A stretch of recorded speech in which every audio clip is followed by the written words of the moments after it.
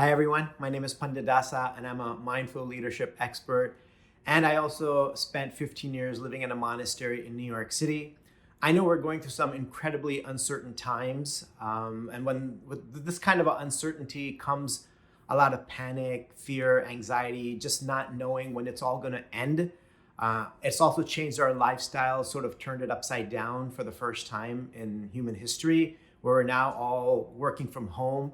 And working from home can have its ups and downs. Maybe there's just more on our plate right now. Now we're having to multitask things at home and things in our work life and managing the kids. So there's definitely a lot going on, and naturally that adds to the stress levels and anxiety levels that were more than normal. And so as difficult as things are, what I really want to do is I want to see if we can make the most of this opportunity. And how can we make the most of an opportunity that's sort of making our life a little bit difficult? Well, I want us to really meditate on, what are we learning from this opportunity? Because all challenges and all difficulties do one really wonderful thing. They expose to us what our shortcomings are. A side of us comes out that usually hasn't come out before. What's coming out of us? Is it more selflessness, or are we becoming more selfish? Is it more compassion? Or is it just sort of, insensitivity? What actually is coming out of us at this time? So this is a great opportunity for us to raise our self-awareness, to understand who we are at the core and how we can use this situation to improve. So what are some positive things that are happening as a result of what's going on in the world right now? What am I learning about myself? How can I come out of this situation a better, kinder, more positive human being? Can we make that our goal, to really come out of this, that once I walk out into the world again, that I'll be a kinder, more empathetic, more sympathetic, compassionate, and friendlier and more selfless individual? If we can utilize this time, because this time is forcing us to slow down in a way that we've never really slowed down before. And that is very valuable. We can't do it on our own. So it's being done for us. It's being done to us. So either we can complain about it and get bitter and just remain all stressed, or we can say that, now that it is happening and there's nothing I can do about that, now that it is happening, how can I use this current situation, this present moment, to learn the most that I can about myself?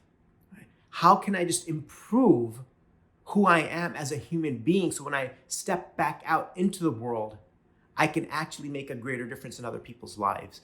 Now that we're more connected with our digital devices, with our family because of work, taking time to disconnect from our digital devices on a regular basis, which means maybe when we're having breakfast, lunch, or dinner with our family, that those are the times when we don't look at our digital devices. When was the last time that we had lunch with our family members, or breakfast, or dinner on a weekday? So maybe utilizing this opportunity to go a little deeper in those meaningful relationships, which we maybe have neglected, or we've gotten so busy that they've sort of deteriorated in some capacity. So there are a lot of wonderful things that can come out of this difficult situation that we're stuck in. And it's really up to us if we want to utilize this to see it in that way and to extract from it what we can.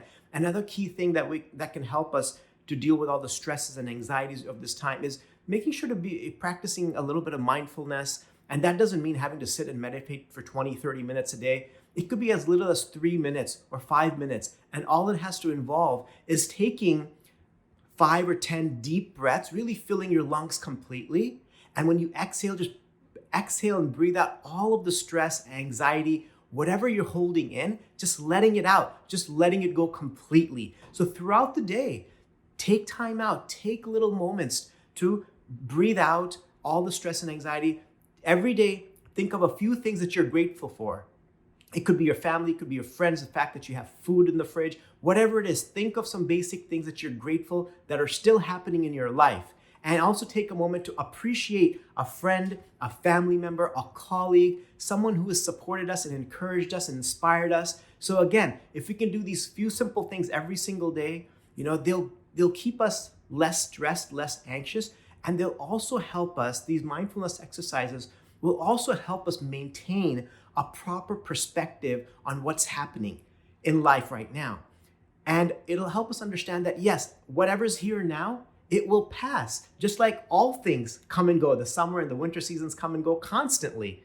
So these mindfulness breathing and focusing exercises of gratitude and appreciation can really help put things in the right perspective.